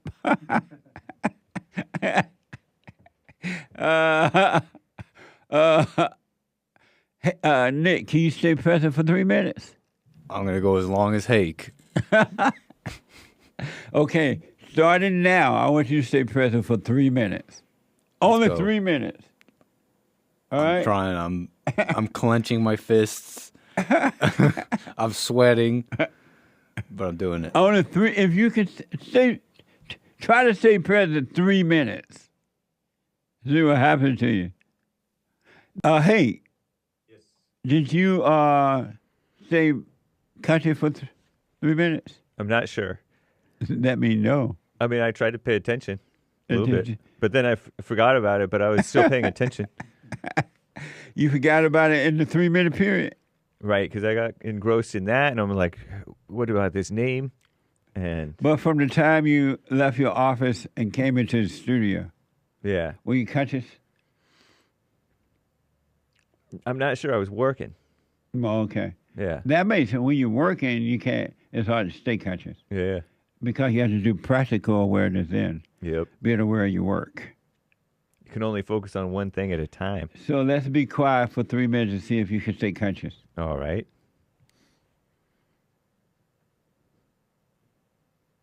I smiled and chuckled. That's sort of unconsciousness, right? What? Oh, I already lost the quiet game. I started to smirk because of the awkwardness, because I felt funny. Yeah. And that is sort of not staying there. Right. And you smile because you felt funny, and you covered up the funniness by smiling. Right. Oh, beta. That's not very manly. It's manhood hour. Amazing. I want to just update you on a story that we brought to you a while back. Some of you might remember there was this black guy in the court, and he jumped over the bench and went for the judge. He attacked the judge, right? Trying to attack the judge. And the judge was like, what the? Like, is you crazy? Well, we have an update on that story. First, I will remind you of the story. This is from 8 News Now. A judge sentenced the man who attacked another Las Vegas judge earlier this year at least 26 years in prison. You don't touch a judge. Is you crazy? So they sentenced this guy to 26 years in prison, saying that the incident was an attack on the entire judiciary. Watch this from 8 News now. I'm not a bad person. I'm not an evil person. 31-year-old Dioba Redden pleads for leniency before a judge sentences him for this. An attack on District Court Judge Mary Kay Holthus as she sentenced him in January on a charge of attempted battery. Redden running up and jumping over Holthus's bench. I'm not making excuses for my actions. I'm saying I'm not a bad person. And I know that I did not intend to kill Mary Kay Holthus. I know I cared about her well-being. Holthus and a courtroom marshal both injured in the attack, leading prosecutors to charge Redden with attempted murder. During trial in September, Redden agreed to plead guilty, with the stipulation he's mentally ill. I saw nothing but red, and I don't remember doing anything except for jumping on top of her and doing this to her robe. I was like, why are you doing this to me? That's what I wanted to ask her, if I think I know myself, but I'm not really sure. I can hear that guy when they sentenced him that first time, whatever she said to him. He like, bitch. Oh, come on. Don't have me come across this fence. This bitch. Amazing. Well, he got 26 years in prison now. The man cried in court as his attorney claimed he suffered from schizophrenia.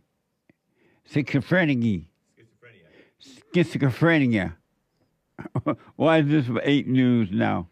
He made a conscious decision to kill me and made every effort to succeed.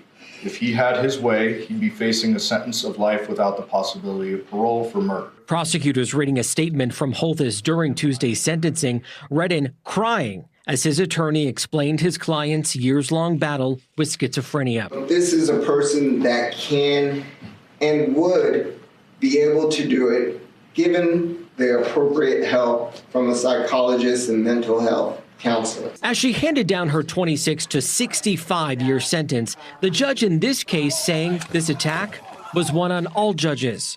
It was not just retaliation or an attack on Judge Holthus. It was also an attack on the judiciary. With credit for time served, Redden will be eligible for parole in the 2050s. He'd be in his mid-50s by then. I'm David Charnes, 8 News Now. Amazing. That man said he was turning red. He didn't know what he was doing. What the? And that same spirit that caused him to do that, it's the same spirit that caused the Biden administration to sell the wall, knowing that the Great White Hope is about to put it up. It's the same spirit. That same spirit that caused you to be jealous, envious, revengeful, hating people, hating yourself. It's the same spirit. The guy, I believe him when he said he turned red and he didn't realize what he was doing until it was over. Because when you have anger, you go unconscious. And in that anger, unconscious state of mind, you do things you regret later. You're like, what the? What made me do that? I didn't know what I was doing. I totally believe him.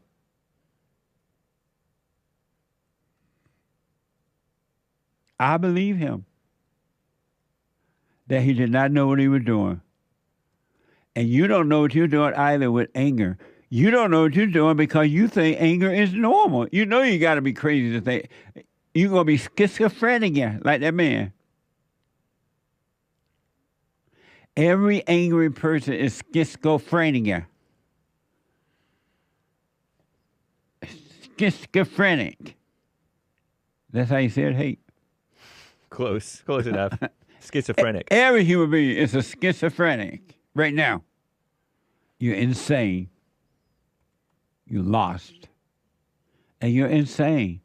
And something else is driving you and making you think, say, and do the things you do. And then it makes you take credit for it. And you say, I don't know why I did it. I don't know what happened to me. Why did I do that? I said I would never do that, and I did it again. Because something else is driving you, and you're too dumb to know it. You're too dumb, too lost to know it. Isn't that amazing? You're not in charge of yourself. Is you crazy? You are not in control of yourself. Plus, he got a bad name. They gave the guy a girl name, Deborah Redding. That's his name? His name, Deborah? Mm-hmm. Deobra. That's Deborah? I don't know how you pronounce it. Deobra? I don't know how they pronounced it either. Me either. But when I look it up, I see females named that. And him. My mama don't like you. And he was bobbing his head. And he had that curly, girly hair. Saying, I didn't mean to do that. Deobra? Deobra. Deobra. I'm told by Derek, my producer, it's pronounced Deobra. Is he a reliable source? Who, my producer? Oh, sorry. I shouldn't laugh. But he said, yes, he got that from 8 News Now. Nice. Nice. I trust him. Slim is out of Maryland. First time caller out of Maryland. Slim, welcome to the show. You're on the air. What's going on, Jesse? How you doing? All is well, Slim. All right. I wanted to answer the biblical question from last week as well as this week. Oh, I can't remember. What was last week? The biblical question, the one from last week was, did God find you or did you find God? Oh, yeah. Yes. So, did God find you or did you find God? Yeah, and your biblical questions, I usually just take them and think about them. I usually don't call in. I've been listening to you for about a year and a half now. So as far as this question, I did not find God. I didn't search. This journey, I just found myself on this journey. I didn't go out looking for God. I didn't, have this deep desire to find myself or this just like God just brought me here. Like the way I found you, it was off of YouTube and I've been on a journey like this my entire life, back in high school. Right on. I got into the Black Israelite thing and, thought that was, the way to go. And shortly I found out that wasn't the way to go.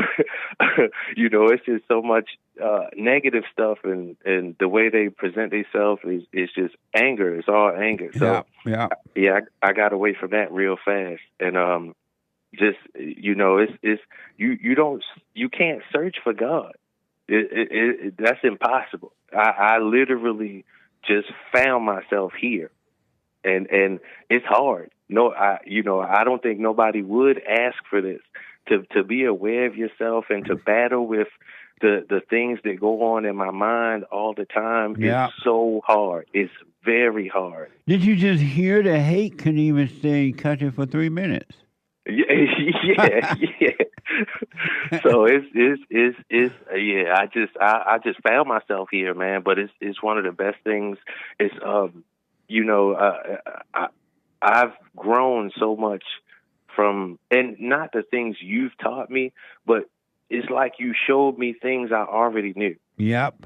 Absolutely. You know what I'm saying? I do. So, you are a blessing, man. I don't idolize you. I don't worship you, but I respect you. And I definitely want you to keep doing what you're doing as long as you can do it. I will. Thank you, man. I appreciate that. Oh, and then you want to respond to the new biblical question. I and my Father are one. What does that mean? That means they are of the same spirit. And it's just like the dude who called before, and he read that long Bible passage, and throughout the whole Bible passage, all it said was God and Jesus are of the same spirit. And anybody who wants it can get it as well. Anybody who wants to be of the God spirit can get it, but you got to want it and you got to work for it. Yeah, that's for sure. Wow, I want to put my 2 cents in on that, but I gotta wait until Sunday. No problem, man. No problem. And I definitely, I'm gonna call you back later. I forgave my mother, did the whole thing, but that's a longer conversation we're gonna need to have. Amazing. Well, you stay with it, stay with it, stay with it. Definitely, man. I appreciate you, man. Love you, and keep doing what you're doing. I will. Thank you so much, and Merry Christmas. Merry Christmas. Merry Christmas. And don't forget to call me back and let me know. I want to find out what's happening when you went to your mother. I will. I will. All right, buddy. Right, Amazing. Bye. Amazing. Gabe out of Texas. Gabe, welcome to the show. You're on the air. Why should we accept Christianity, specifically your version of Christianity, that makes claims disproven by modern science? Gabe. Hello? Hi. You're on the air. Yes.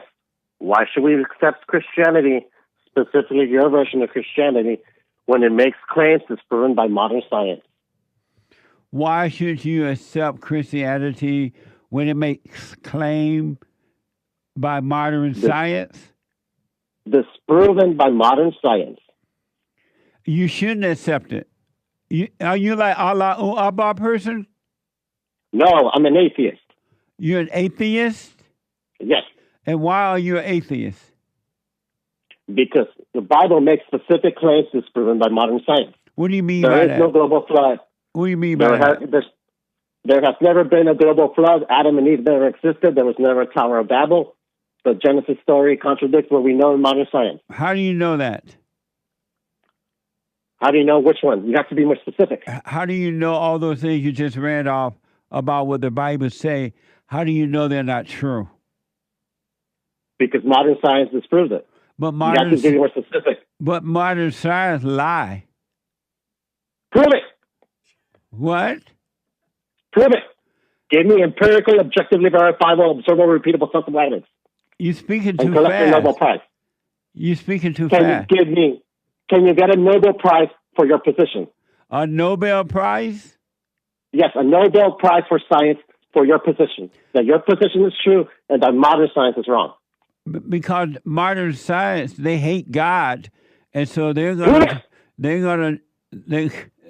do all they can to try to prove or deny. How can you know what they're in their mind? How can you tell what every scientist has in their mind? Can you read their mind? No, but I know the truth, and I know when they're lying to me. Can you prove that you have the truth using empirical, objectively verifiable, observable, repeatable, testable evidence? What? Can you prove that your position is true using empirical, objectively verifiable, observable, repeatable, testable evidence? What is he saying? Hold a minute. I want Hake to interpret for me. What is he saying? What else? Can you do what? He wants you to show observable, repeatable, objectively prove that your Christianity is right and that modern science hates God. Oh, no, I don't. You're not supposed to prove anything to anyone about God. Then why should we believe you? You shouldn't. Don't believe me. Okay. And you can just stay lost. So you can just stay lost. Prove that I'm lost. I'm sorry? Prove it. Prove that I'm lost. You have anger. You're lost. Prove that I'm angry. You are angry. Prove it. I'm proving it right now. You're acting out. No, you're not. Use empirical, objectively verifiable, observable, repeatable, testable evidence that I'm angry. No, you are angry without a doubt. Prove it. Can you read my mind? No, I see it by your actions. Can you read minds? Can you read minds, Jesse Peterson? Why don't you drop your anger? Mechanism? Why don't you Do you have a mechanism? Do you have a mechanism to read minds? What? Do you have a mechanism to read people's minds? Am I wrong in that you're angry? Yes. Then why are you screaming? Because you're lying. And why are you screaming? Because if I am lying, why are you screaming about that? Why are you lying to people online? Why are you lying to people on the show? Why are you an atheist? Because you have not proven your position to be true. That's why you're an atheist? Because you have not proven your position to be true, or any other Christian. But why are Prove you? your position to be true. Why are you? Prove your position to be true, and I will become a Christian right now. No, I'm not going to prove it. Stay in your hell. I don't want you to be a Christian. Then why do you have a show promoting your garbage religious ideology? Well, it's not for you. Because who is it for? It's not for you. Why do you listen to it? Why do you have it? Why do you listen to it? Why do you have it? Why do you listen to it? Why do you have it? Why do you Because listen to belief it? inform action. Why do belief you? inform actions, and actions have consequences. And you're lying. Why do you listen and it's to so it? right here. Why? I already told you right now. Why are you deaf? Why do you listen to it? Are you deaf? I already told you this. You didn't tell me why. Because beliefs inform actions, and actions have consequences. Why are you so angry? Because you're lying, just like you're lying about your sexuality. Why are you angry about it? You're not Why telling are me. you gay? What? Why are you gay, Jesse? Why are you in the closet? You're not answering my question as to why you're so angry about it. You're not answering my questions either, right? Yeah. I asked you for empirical objective.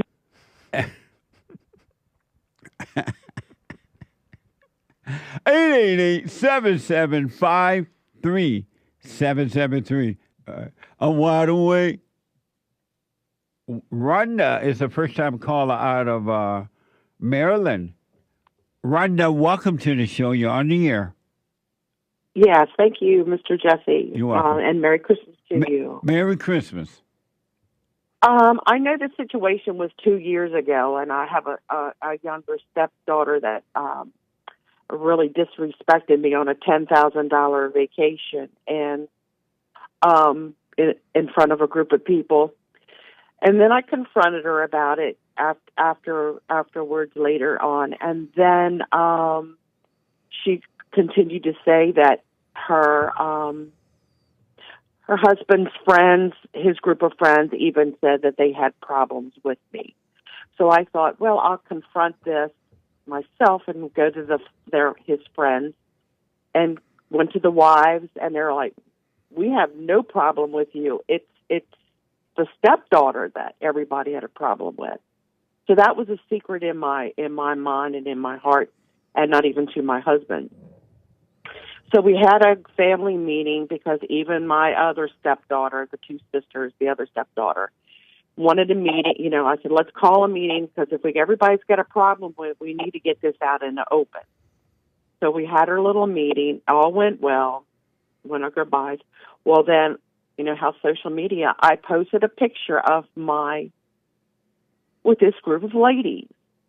Well, within 5 minutes, my husband's phone was blowing up, screaming and hollering, the husband and the stepdaughter, that I had the nerve to go hang out with their friends, and not with them being included.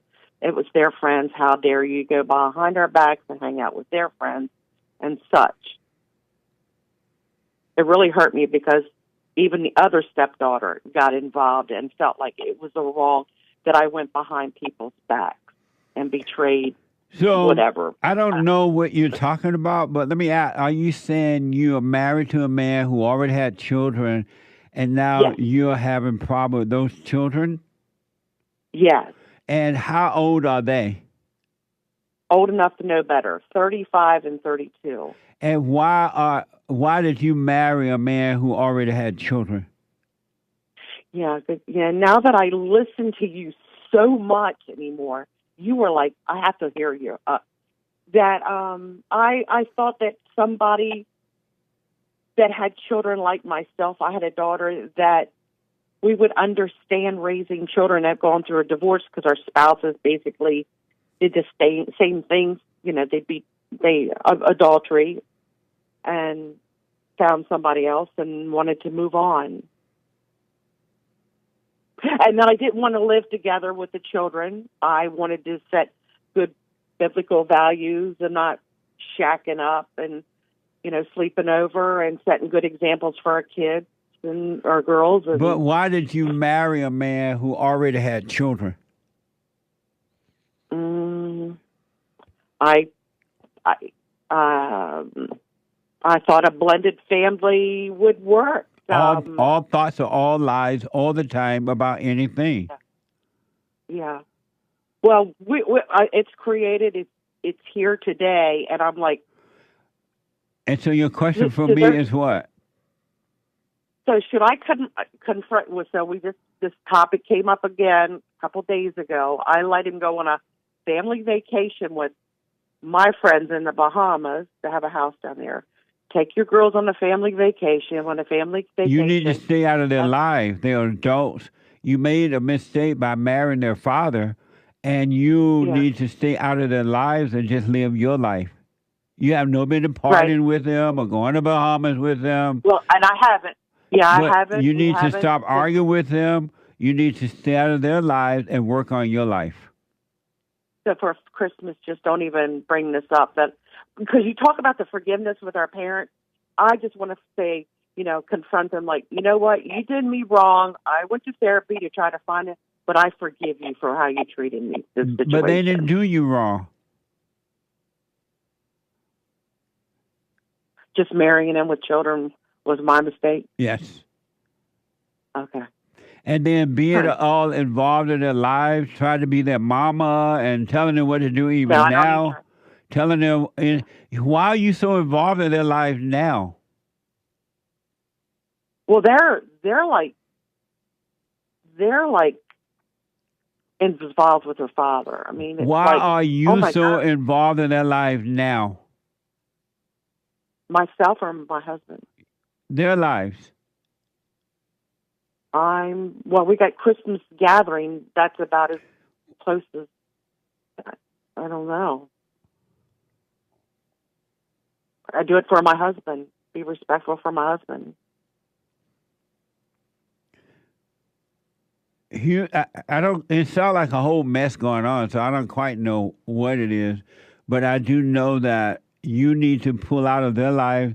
Don't be going on Facebook. Don't be arguing with them about anything. And whatever happened on the last incident, you need to learn from it, drop it, and work on you. Don't argue with the devil inside of you, and don't argue with the devil inside of other people. Because other people are angry and nasty and wicked, and they will hunt you down to try to destroy you, to hurt you, so that they can get a thrill. Human beings are evil. Right. Why don't you just pull away and work on you? Yeah. No, that was a question. Yeah, after listening to you the other day, I was like, you know what? And my husband wasn't on my side again. I'm like, I'm going to work on me. It's coming the first of the year. I'm like, taking time going to the gym and your husband husband can't be on your side. He got to look out for his children. You're not their mother. Yeah. I'm not.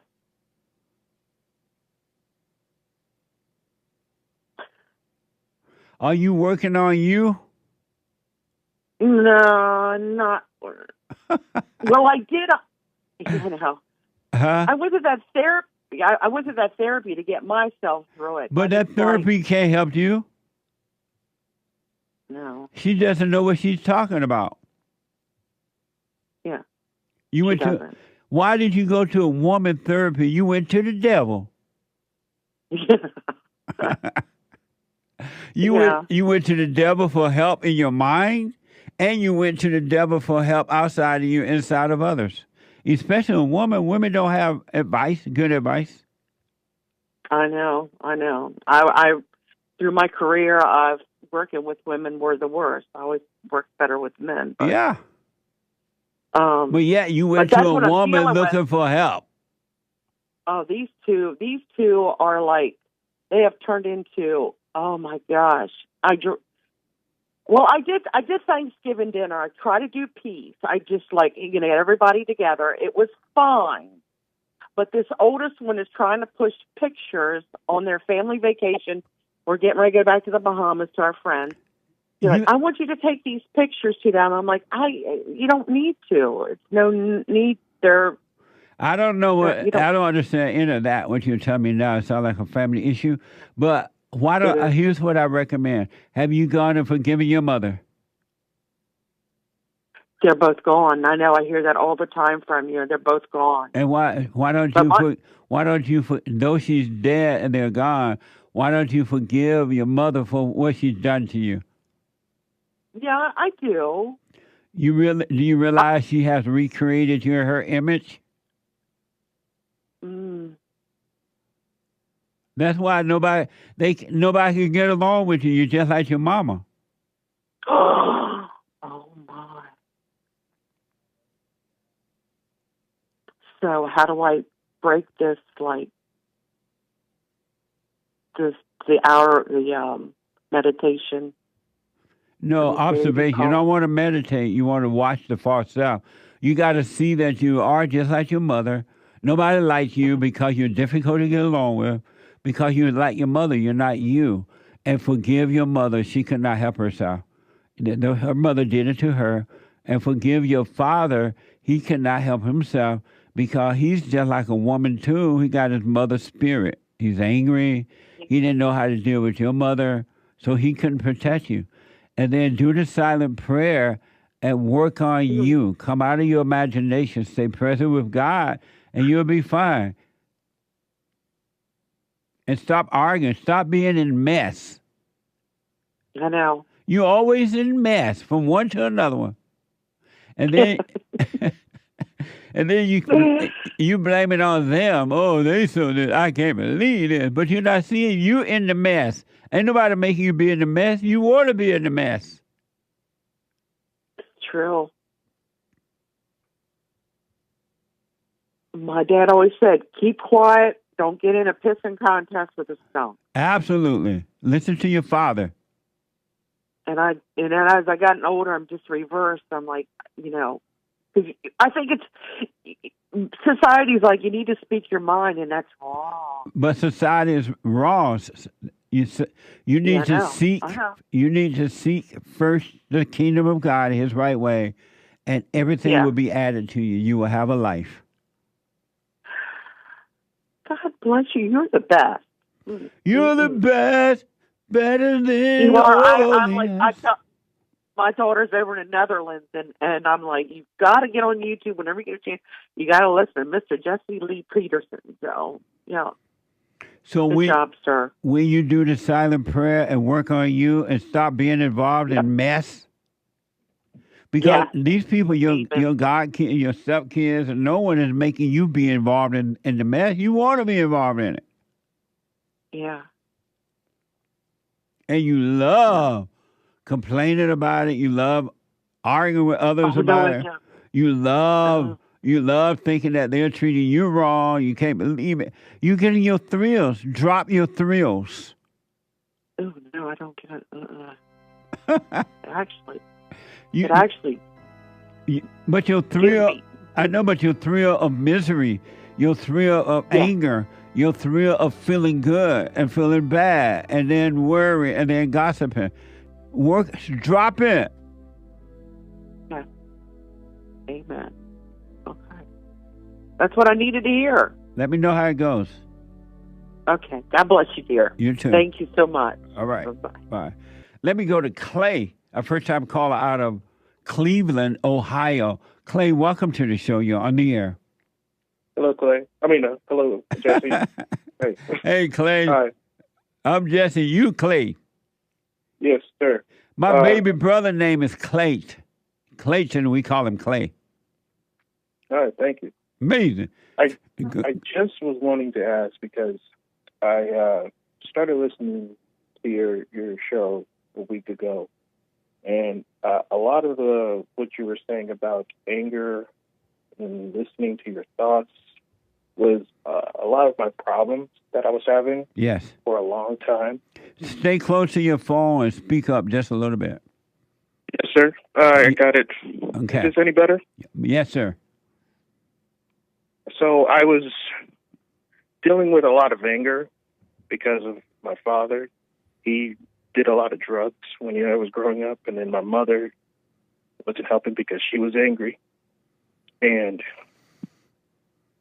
I just kept, going about my life every single day, dealing with that until I listened to you say, hey, forgive your mother and your father. So I did that with my mom, and that helped a lot. And that let go a lot of anger. But then I still kept getting thoughts and just, saying, hearing thoughts like, oh, this is bad, or I'm bad, and it's just not right. You should be angry with all of this stuff that's happened.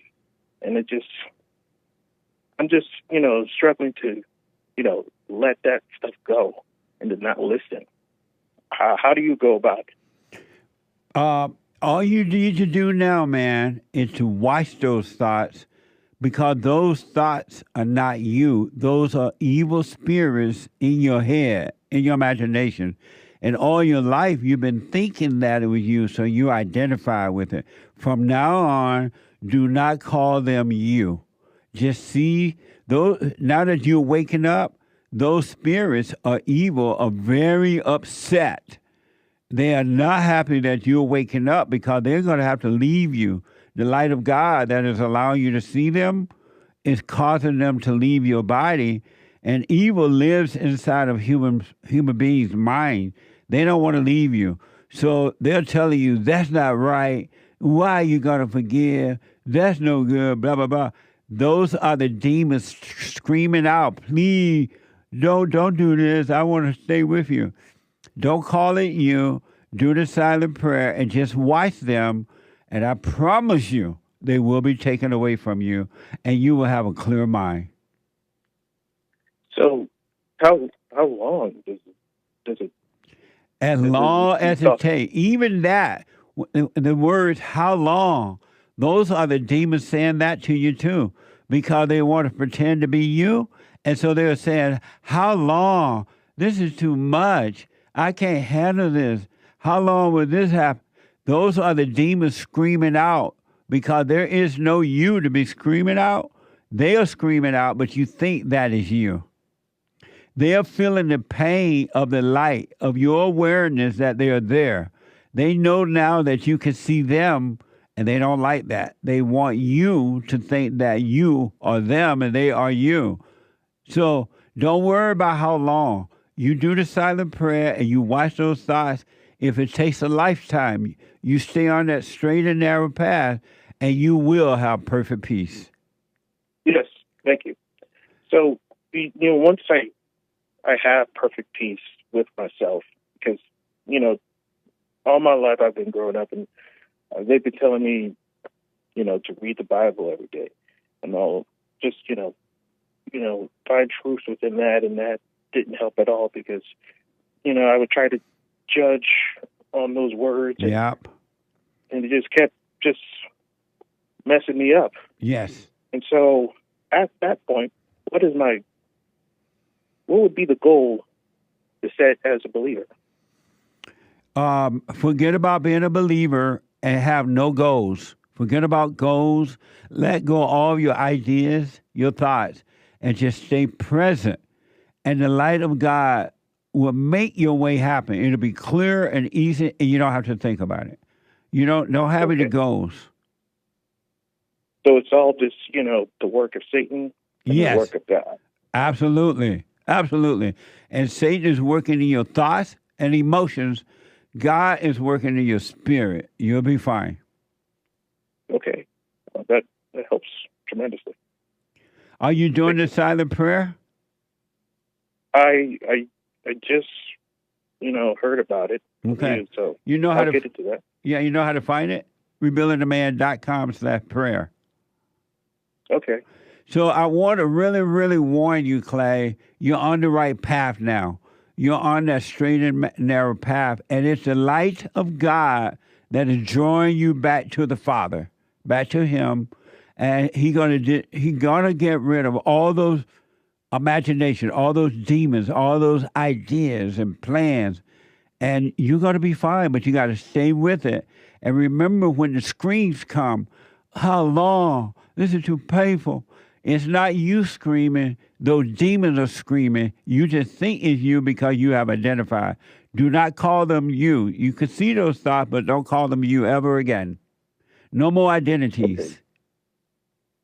Okay. So just be aware of those thoughts. That's all you need to do. Be aware. Don't try to get rid of them.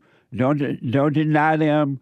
Just be aware of them and go about your life, go about your day, being aware of what's happening on the inside of you and outside. You got to go to work. You got to eat, blah, blah, blah. Yes, sir. But just be aware of those thoughts. That's all you need to do. Nothing else, but be aware. Okay.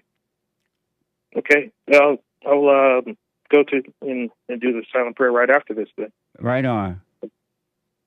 Okay, thank you. You're welcome. Mm-hmm. Amazing. Let me go to, is it Caleb? A first-time caller out of Pennsylvania.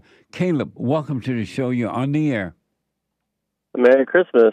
Thank you. Merry Christmas. So I hear you talking a lot about forgiving your parents. Yes. And I'm at the stage where I feel like I'm ready to forgive my mom, but I don't know how. I want to approach her, but I've heard you talk about the fear. You have to have the courage to go talk to her. I mean, it's not going to go well. It's not? How do you know that? My mom traumatized me and my siblings pretty terrible when we were younger. In what way? Well, she had tried to commit suicide in front of me multiple times. Wow. Yeah, I watched my mom cut her own wrist and bleed out and. Hold on, buddy. Hold on. Amazing. I want to go quickly back to Caleb, a first-time caller out of Pennsylvania, and Caleb is talking about forgiving his mother. Caleb, thank you for holding. Go ahead. Yeah, no problem. First of all, I just want to thank you for what you do. I've only been listening to you for a couple months now, and you've really made a difference in my life. I'm working on myself. I'm doing a silent prayer. I'm working my butt off to drop my anger. Right. I'm trying really hard to drop my anger because I've struggled with that for many years. Yeah. I'm sorry for getting a little emotional and all that, but no, don't be sorry. Let it pass. It was just, I don't know how to confront her about those things and say that, I forgive you, because it's hard to forgive somebody like that, And when you say like that, like what? She wasn't a mom. She did what she wanted to do, and that was it. And my dad did what he wanted to do, and that was it. And we, me and my siblings, we were just there. How old are you now? 31. And you said before the break that your mother tried to commit suicide in front of you? Yeah, on more than one occasion. And what did she do in trying to do it? What was her? One time she was on a lot of medication, still is.